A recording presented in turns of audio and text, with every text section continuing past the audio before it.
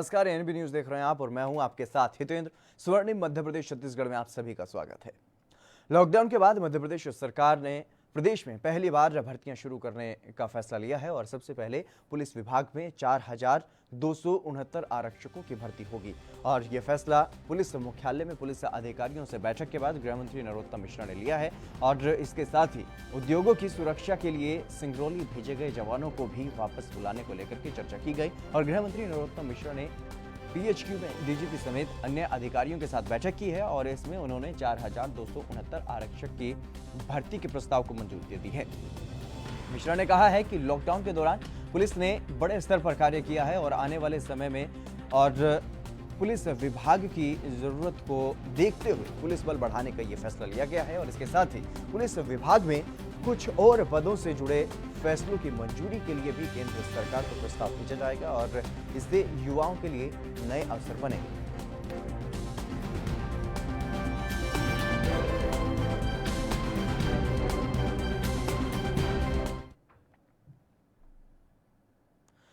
Corona काल में पटरी पर लौटती जिंदगी के बीच अब छत्तीसगढ़ में लोगों को कुछ और सुविधाएं दी गई हैं। रायपुर स्थित एम्स 27 जून से अपनी ओपीडी सेवाएं शुरू कर रहा है और हालांकि ये सीमित तौर पर ही होगा और सुपर स्पेशलिटी और अन्य विभागों में मरीजों की संख्या भी तय कर दी गई है। वहीं ओपीडी सेवाएं सुबह 9 बजे से दोपहर 1:30 बजे तक चलेंगी और इसके लिए मरीजों को पहले से ही ऑनलाइन पंजीकरण करवाना होगा। पहले चरण में ब्रॉड स्पेशलिटी विभाग के लिए प्रतिदिन 30 रोगियों को परामर्श दिया जाएगा और इसमें 20 नियमित रोगी और 10 नए रोगी होंगे। एम्स के निदेशक डॉक्टर नितिन एम नागरकर ने बताया है कि शनिवार से सिर्फ प्रथम पाली में ही अभी ओपीडी का संचालन किया जाएगा और पहले एक हफ्ते तक ओपीडी सेवाओं की समीक्षा की जाएगी। अगर प्रयास सफल होता है तो इसे नियमित कर दिया जाएगा।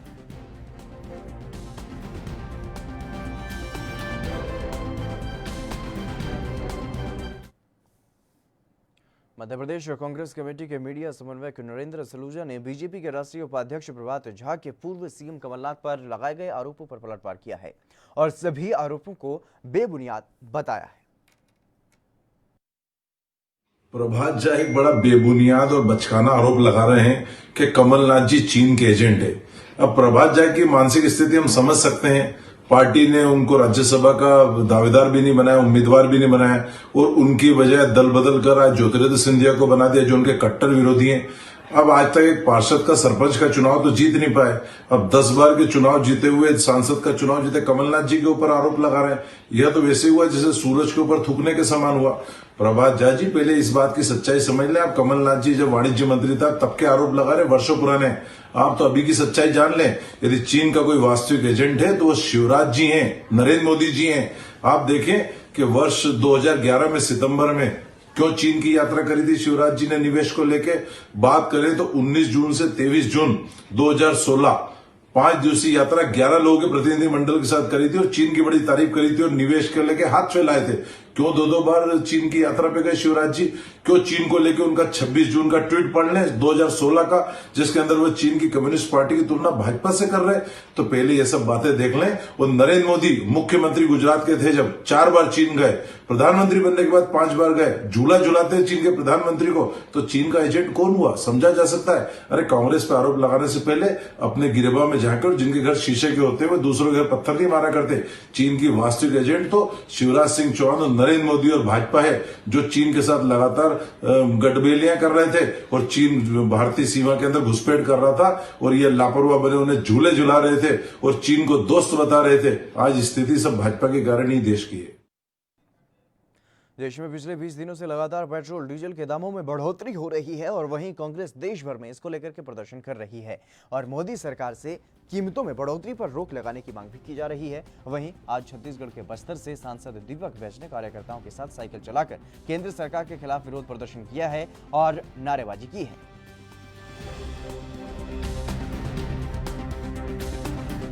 ये संदेश देना चाह रहे हैं कि माननीय प्रधानमंत्री नरेंद्र मोदी जी, आप 2014 से पहले जब सत्ता में नहीं आए थे केंद्र सरकार में, तब आपकी युवा तो होना चाहिए कि आपने इस महंगाई के खिलाफ मुद्दा बनाकर आपने केंद्र में सत्ता हासिल किए।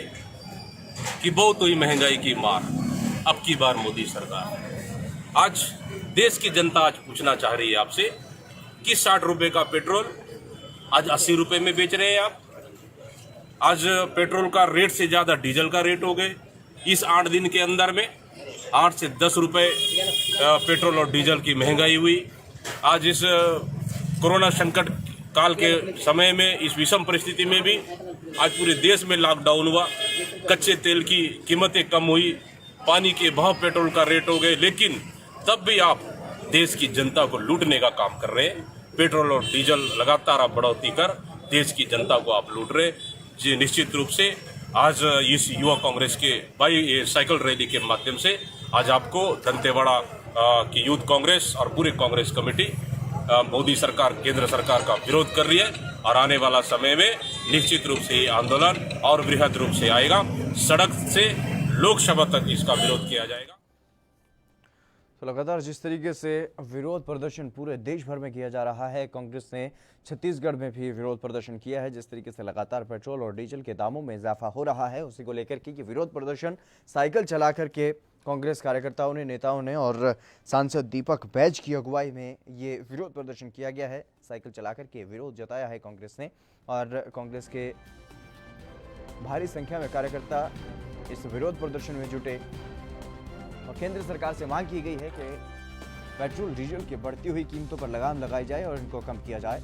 और जिस तरीके से साल 2014 से पहले मोदी भारतीय जनता पार्टी के नेताओं की तरफ से जिस तरीके से विरोध प्रदर्शन किया जाता था महंगाई को लेकर के, वही याद दिलाते हुए कांग्रेस कार्यकर्ताओं ने वही याद दिलाई है प्रधानमंत्री नरेंद्र मोदी को और भारतीय जनता पार्टी को। जिस तरीके से लगातार अब तेल के दामों में इजाफा हो रहा है और मांग की है कि पेट्रोल और डीजल की दामों में जो बढ़ोतरी हो रही है उस पर लगाम लगाई जाए और इनको कम किया जाए। छत्तीसगढ़ के जगदलपुर की ये तस्वीरें आपको दिखा रहे हैं जहां पर कांग्रेस की तरफ से विरोध प्रदर्शन किया गया है और बस्तर से सांसद दीपक बैज के साथ भारी संख्या में कांग्रेस कार्यकर्ताओं ने यहां पर विरोध प्रदर्शन किया।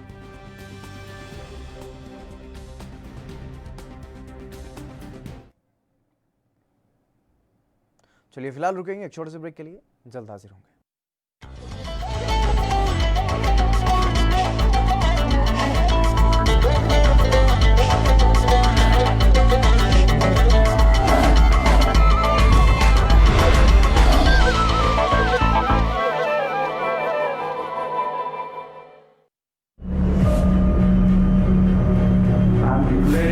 Public health emergency of international concern over the global outbreak of novel coronavirus. Bharat की कोरोना वायरस से जंग।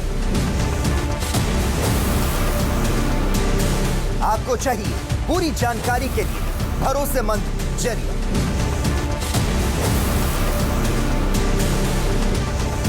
जानकारी जो अफवाहों पर ना हो। 24 घंटे 7 दिन लगातार सिर्फ ANB न्यूज पर।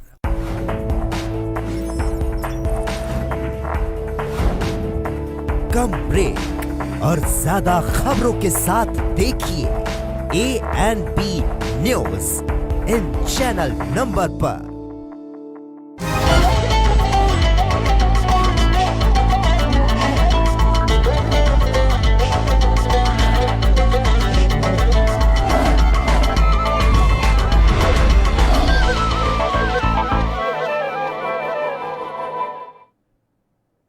ब्रेक के बाद एक बार फिर से आप सभी का स्वागत है। खबरों में आगे बढ़ेंगे। छत्तीसगढ़ में सोमवार को CGBSE 10वीं और 12वीं का रिजल्ट जारी किया गया है। वहीं इस बार सुकमा जिले के छात्रों ने पहले से बेहतर प्रदर्शन किया है और जिले में अच्छे परिणाम आने पर मंत्री कवासी लखमा ने इस जिले के लिए गौरव का क्षण बताया है और उन्होंने 10वीं में 92% लाने वाले छात्र का सम्मान किया है और कहा है कि सुकमा जिला अपने पिछड़ेपन के लिए जाना जाता था, लेकिन यहाँ के विद्यार्थियों ने और शिक्षकों के परिश्रम के कारण जिले का जो परीक्षा परिणाम रहा है वो शानदार रहा है।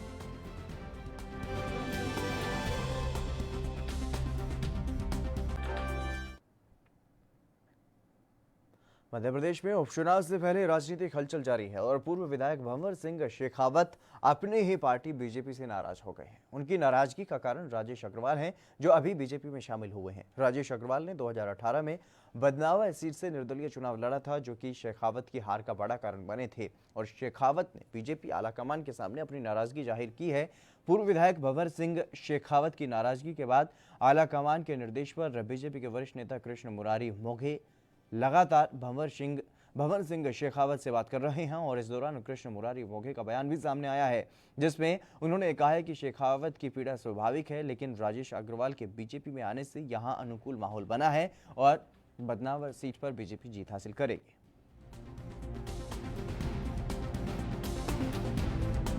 बदनावर की सीट बीजेपी 100% जीतेगी। वहाँ का जो कुछ भी वातावरण है और कार्यकर्ता की मानसिकता है, उसमें मैं नहीं समझता कि किसी प्रकार की भी जीत के अंदर दिक्कत आएगी। और बड़ा वर्ग ये दत्ती बनर्जी के साथ में, राजवर्धन जी के साथ में बीजेपी के अंदर शामिल हुआ है और उस दिन तो 316 लोग शामिल हुए, क्योंकि मैं अभी लगभग 6 सेक्टरों में गया था।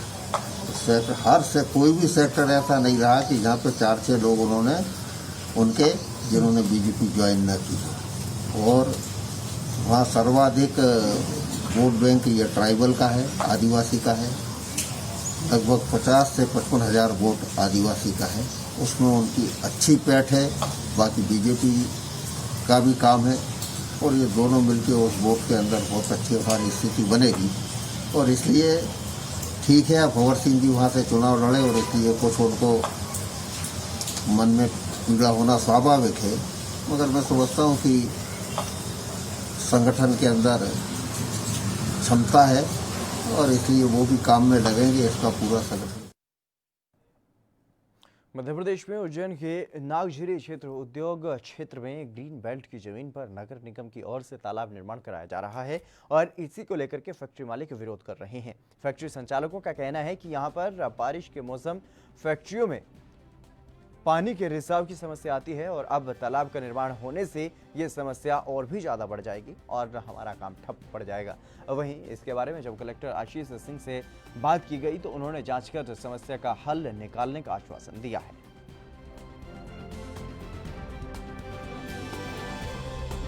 समस्या तो क्या, कभी कितनी ही समस्या है। इसके साथ साथ में जो बाहर के जो आउटसाइडर आएंगे, ट्रांसपोर्टर आएंगे और जो बच्चे जो इसमें इंडस्ट्रियल एरिया में जो भी रहते हैं वो खेलेंगे और उसके लिए जान माल का भी है प्रॉब्लम। हार्वेस्टिंग सिस्टम की जहाँ तक बात आती है तो वो उसके लिए इतना बड़ा तालाब की कोई यूटिलिटी नहीं है, हमको यूटिलिटी का है और भी कोई सहमति से कोई ऐसी चीज़ हुई नहीं है भाई कितना बड़ा क्या रहेगा, इस भूमि का क्या रहेगा उसकी कोई। आप उद्योगपतियों से उन्होंने पहले कोई चर्चा की है? हाँ, ऐसा कोई हमारे नॉलेज में, हमारे उसमें नहीं आया है कि हम क्या करने वाले हैं। और ये जो वन विभाग की अपना इसकी ग्रीन बेल्ट की जो ज़मीन है उसकी पूरे रूप से तालाब बनेगा या ग्रीन बेल्ट कैसे क्या रहेगा, इसका भी कुछ ही लोगों ने उस चीज़ को डिसाइड करा, आपस में डिसाइड करा है और अभी तक इसका विरोध कर रहे हैं। काफ़ी लोग हैं, कुछ बोल नहीं पा रहे हैं, कुछ बोले हैं। ये चूँकि आपसे हम अभी टकरा गए और बोल रहे हैं, इसलिए हमको उस चीज़ की थोड़ी सी जानकारी तो हो और उसकी भी कोई सीमा हो कि कैसा क्या बनेगा। मैं आपको ये बता दूं कि ये कोई उद्योग विभाग में बात नहीं चल रही है, ये कतिपय कुछ प्राइवेट लोगों के द्वारा उठाया गया एक कार्य है जिसकी कोई रूपरेखा पहले से कोई डिसाइड नहीं की गई है। यहाँ पर ये कहा इंडस्ट्रियल लैंड में ये कहा जा रहा है, वैसे ये जनरली ग्रीन बेल्ट की ज़मीन है, पर यहाँ पर ये कहा जा रहा है कि यहाँ पर अब तालाब खुदवाया जाए। आप देख सकते हैं कि चारों तरफ ये जो एरिया है ये उद्योगों से घिरा हुआ है और इस पर्टिकुलर जगह पर अगर हम तालाब खोद देते हैं तो यहाँ पे फूड ग्रेडिंग से संबंधित जो कारखाने हैं, दवाई गोली आदि जो संबंधित पोहा परमल जो कारखाना है, तो उनकी फैक्ट्रियों में पानी भरना निश्चित है, क्योंकि जरा सी जब 2 इंच पानी बरसता है तो भी जो है पानी 1 फीट ऊपर आ जाता है। और यहाँ पर जो ये बात कर रहे हैं कि इस एरिया में तालाब खुलने से जल का लेवल भूजल विकसित होगा, तो भूजल विकसित होगा, लेकिन वो भूजल विकसित होगा फैक्ट्रियों के अंदर। तो हमारे जो कल कारखाने जो अभी चल रहे हैं, जो हम इस समस्या के दौर से जो गुजर रहे हैं, तो ये तालाब हमारी समस्याओं को बढ़ाएगा, ना कि उसको कम करेगा। देखिए, इसमें मेरे भी संज्ञान में ये मामला आया था और चूंकि ग्रीन बेल्ट की ज़मीन है तो मुझे लगता है कि एक बार वन विभाग को भी हम लोग साथ में रखेंगे। एक बार मेरे द्वारा वन विभाग और जनप्रतिनिधियों के साथ में इसको विजिट किया जाएगा और जो भी सबसे बेहतर होगा उस जगह के लिए, उस क्षेत्र के लिए, वो हम लोग करने का प्रयास करें। आज भी देश में दूर दराज के ऐसे कई गांव हैं जहां अभी भी ग्रामीण मूलभूत सुविधाओं से वंचित हैं और मामला छत्तीसगढ़ के कोरबा जिले के सरहदी गांव तूलबुल का है। नाले पर पुल नहीं बना होने के चलते एक गर्भवती महिला को चारपाई पर उठाकर नाला पार करवाना पड़ा, जिसके बाद उसे अस्पताल ले जाया गया और गांव वालों का कहना है कि बारिश के मौसम में और भी ज्यादा समस्याएं आती हैं। ग्रामीणों ने कई बार प्रशासन को इसके बारे में अवगत भी करवाया है, लेकिन अभी तक इस पर कोई संज्ञान नहीं लिया गया।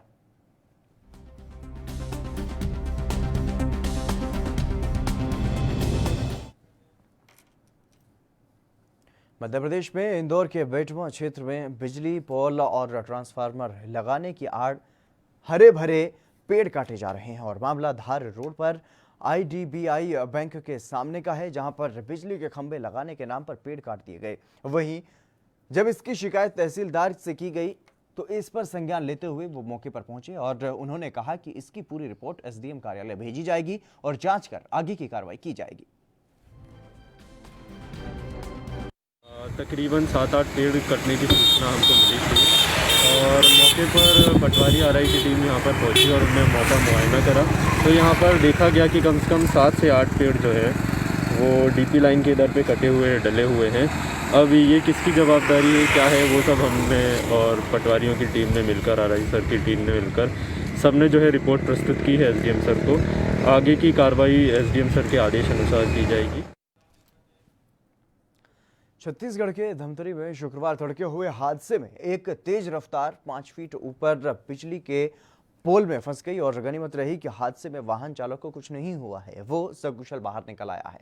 जानकारी के मुताबिक रायपुर धमतरी मार्ग पर स्थित कुरमा तराई गांव के पास तड़के करीब 4 बजे एक तेज रफ्तार कार ने पोल पर लगे ट्रांसफार्मर को टक्कर मार दी और तेज धमाके की आवाज के साथ अचानक लाइट जाने से ग्रामीण घर से बाहर निकल आए और देखा तो एक कार करीब 5 फुट ऊपर बिजली के 2 खंभों के बीच ट्रांसफार्मर के पास फंसी हुई थी और हादसा होते देखकर ग्रामीण मौके पर पहुंचे तो हैरान रह गए। वहीं हादसे में ड्राइवर को किसी तरह का कोई नुकसान नहीं हुआ है। फिलहाल पुलिस मामले की जांच कर रही है।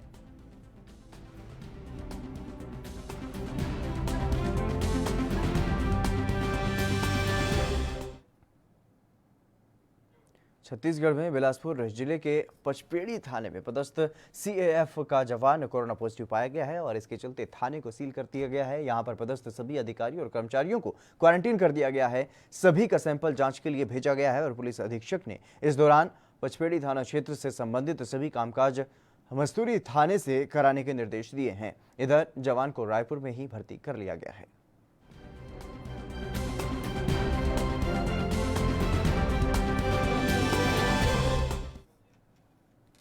चलिए फिलहाल स्वर्णिम मध्य प्रदेश छत्तीसगढ़ में बस इतना ही। आप बने रहिए ANB न्यूज के साथ।